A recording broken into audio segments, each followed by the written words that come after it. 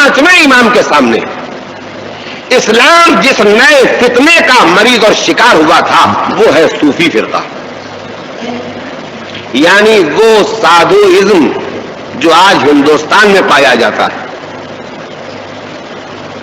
وہ راہبانہ زندگی اور فادر اور پادری جو عیسائیوں میں پائے جاتے ہیں، اسی کا ایڈیشن مسلمانوں میں آیا تھا تصوف کے نام سے، صوفیوں کے نام سے۔ یہ جب تک عرب میں رہا تصوف کہلایا، جب ایران میں آیا تو شاہ ہو گئے، شاہ، یہ شاہ نہیں جبھی نکالے گئے، ہاں وہ جو فقیر شاہ کہلاتے ہیں، اور جب ہندوستان میں آ گیا تو پیر ہو گیا، چھوٹے پیر، بڑے پیر، منجلے پیر، سنجلے پیر ہے۔ یہ ایک ہی گمراہی کا شجرہ نسب ہے جو آپ کے سامنے آ رہا ہے۔ تو امام محمد باقر علیہ الصلوۃ والسلام نے اس تصوف یعنی دنیا حاصل کرنے کے لیے دنیا چھوڑنے کا جو ذریعہ ایجاد کیا گیا تھا اس بیماری کا علاج کیا ہے۔ اور جب ان ریاکار زاہدان دنیا میں صوفی پیدا ہو گئے، تصوف پیدا ہو گئے، جو صاحبان فکر و نظر ہیں، جو صاحبان علم ہیں، وہ تشریح کے بغیر متوجہ ہو جائیں گے۔ مختصر یہ ہے کہ پانچویں امام کے زمانے میں چوتھے امام کی عبادت سے ہاری ہوئی دنیا نے،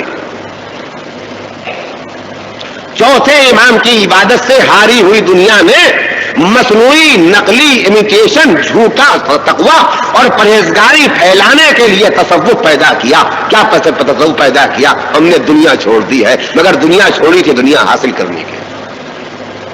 تو اب ان کا دعویٰ تھا تقوی ہمارے پاس ہے، پرہیزگاری ہمارے پاس ہے، دینداری ہمارے پاس ہے، اور ہم تو اللہ والے، اور مکاری کرتے تھے، عیاری کرتے تھے، عیاشی کرتے تھے، بدکاری کرتے تھے، اصول دنیا میں لگے رہتے تھے۔ تو جب نگاہوں نے دیکھا کہ یہ دنیا دار ہے اور دیندار ہے، تو چھٹے امام کے زمانے میں اسلام جس نئی بیماری کا شکار ہوا اس کا نام ہے دہریت۔ جب دین کا نام لینے والا بے دینی کرتا ہے تو دیکھنے والا صرف اس بے دین انسان سے ناراض نہیں ہوتا ہے، دین ہی سے ناراض ہو جاتا ہے۔ میں مثال دے دوں، بات بچوں کی سمجھ میں آ جائے، حالانکہ اس کے لیے ایک گھنٹہ درکار تھا۔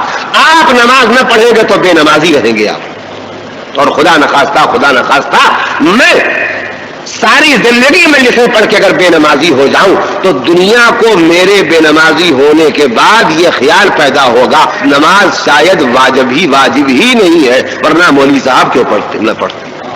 پر پہچان گئے؟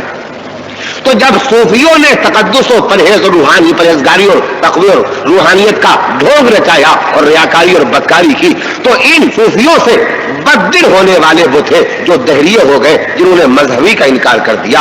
اور جیسے پانچویں امام نے ان جھوٹے صوفیوں کا مقابلہ کیا تھا، ویسے چھٹے امام کے عہد میں خاص طور سے دہریوں کا مقابلہ ہوتا ہے۔